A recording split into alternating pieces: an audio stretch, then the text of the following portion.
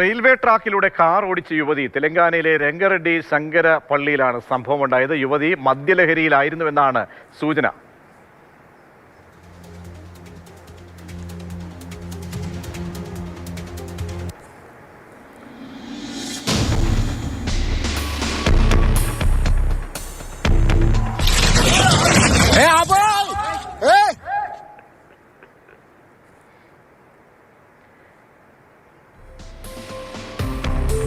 ആശ്ചര്യപ്പെടുത്തുന്ന ഞെട്ടിപ്പിക്കുന്ന സംഭവമാണ് KB ശ്രീധരൻ എന്ത് പറഞ്ഞ് ഈ ദൃശ്യങ്ങളെ വിശേഷിപ്പിക്കണമെന്നറിയില്ല. കാരണം മറ്റൊന്നും സംഭവിക്കാത്തത് ഭാഗ്യം.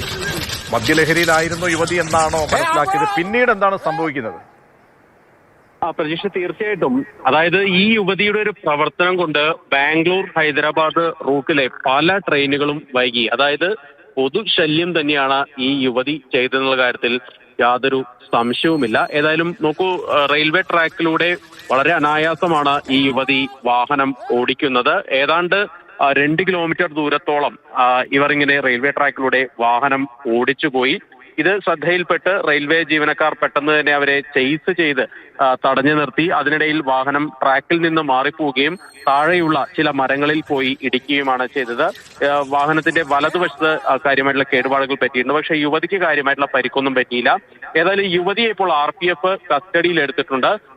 വലിയ തോതിലുള്ള പ്രശ്നങ്ങൾ തന്നെയാണ് ഈ യുവതി ഉണ്ടാക്കിയിരിക്കുന്നത്. ഇത് ആരാണ് എന്നുള്ള വിവരങ്ങളൊന്നും ഇതുവരെ റെയിൽവേ പോലീസ് പുറത്തുവിട്ടിട്ടില്ല. ഏതായാലും വല്ലാത്തൊരു അക്രമം തന്നെയാണ് ഈ യുവതിയുടെ ഭാഗത്തുനിന്ന്, അതും മദ്യലഹരി ഈ യുവതി ചെയ്തിരിക്കുന്നത്.